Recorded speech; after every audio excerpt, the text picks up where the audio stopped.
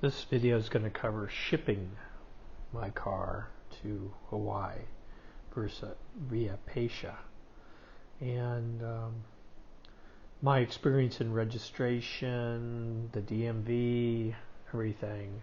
It's not a professional video, but I just thought I'd fill in some blanks that I was unable to get online. So the first thing is you're going to want to go to Pasha, get an online quote, and then call to confirm the schedule. In my case, it was only supposed to take 3 weeks, but it ended up taking 1 week longer than that. And so Pasha has these off-dock facilities where they're going to move your car to for instance, I delivered my car here. I am at Pasha, Hawaii, and you drop off your car here. My car just got taken away. So you go into the office, you sign in, guy comes, inspects your car, and pretty much just drives it off. And it's off the 91 freeway. And so what happens is my car is going off on one of these trucks, and it's going to San Diego. I'm in LA, so there's cars coming in here on these trucks, and then there's cars going out to ships. So they ferry the cars on and off the ships with those, trucks, I guess. So anyway, it was really easy. About a 2-minute check-in, about maybe a 3-minute check-in for the car, and my car is gone, and the car just has to be stripped. Everything has to be out of it. Now the ship was actually leaving from San Diego, so they shipped my car via car carrier over to San Diego, and then I picked it up over here in Kahului. This is Pasha. It's pretty windy right there, but you just go to that office right there, and then you just show them your ID, and then they just give you your car, and that's it. So it's kind of close to the sugar processing center over here. It's pretty easy to get to, really close to the airport. No problem. And it was kind of a dusty environment, and needed to get a wash, but other than that, it was really convenient. So you have to call to confirm the schedule, and then you make off-dock reservations, usually a couple of days ahead of time, to drop off your car and pick up your car. And they use a booking number reference, so if you just kind of show up with your booking number reference and show your ID, you're going to be able to get your car and drop it off. There's one important document that you get on the Hawaii side, and that's the bill of lading, which you're going to need at the DMV. And you can't put anything in your car. So the next part I'm going to cover, you could just turn it off right now if you just want to deal with shipping. I'm going to cover some of the issues. Do you ship or you buy the car? I think most of you have come up with your own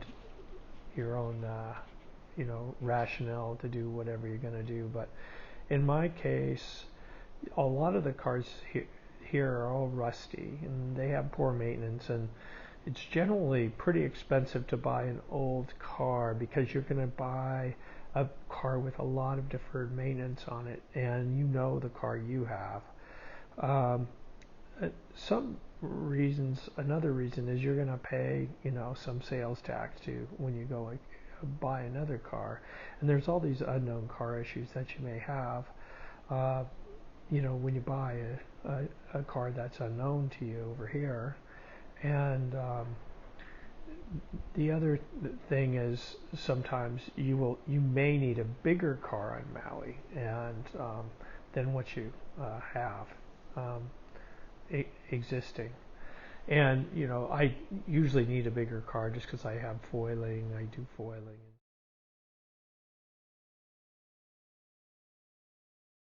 Surfing, and I kind of like the bigger car. So what should you do to your car before you leave? I'd say change the oil and fluids, check for leaks. I mean, leaks like roof leaks where water's leaking in because it rains quite a bit. I found a couple of leaks.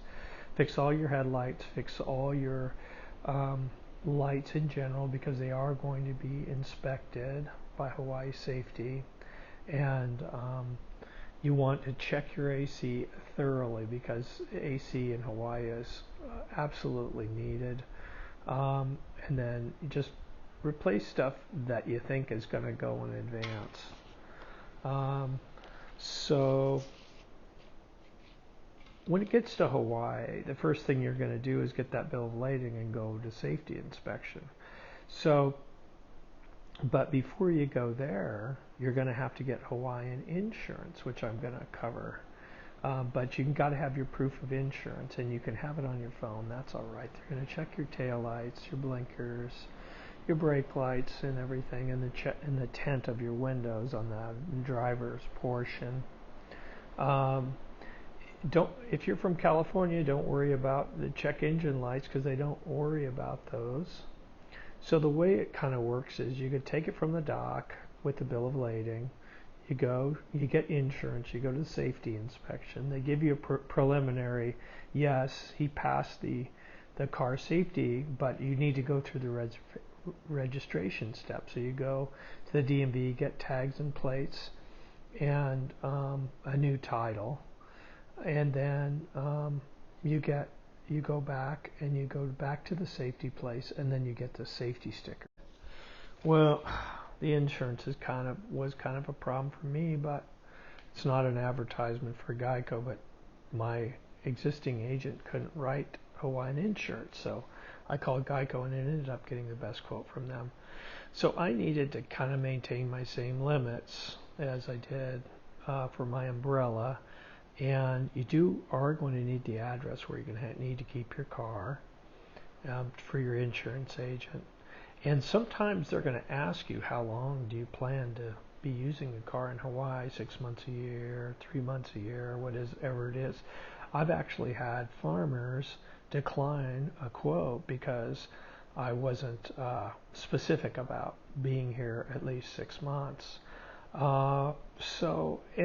And even then, I think Geico just seems to be a really easy to deal with company, and I sort of liked the whole.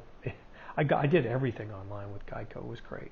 A lot of times the agents in California can't write Hawaii insurance, so you're going to have to go and get a different policy for Hawaii. And they also have underinsured and motorist and uninsured motorist coverage that you're going to have to add. But the Geico lets you go through all that. It's pretty simple. Now we're going to cover the DMV in Maui.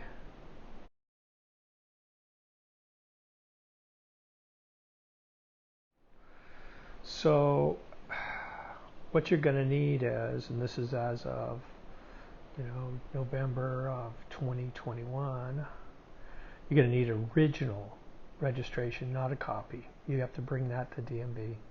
And you won't be able to leave with it. They're going to mark it up. Your Pasha bill of lading, you get that back. Your pink slip from the state that you're bringing the car from. In my case, it was California. You don't get that back. They give you a new pink slip for Hawaii. The safety inspection, which we sort of already covered that.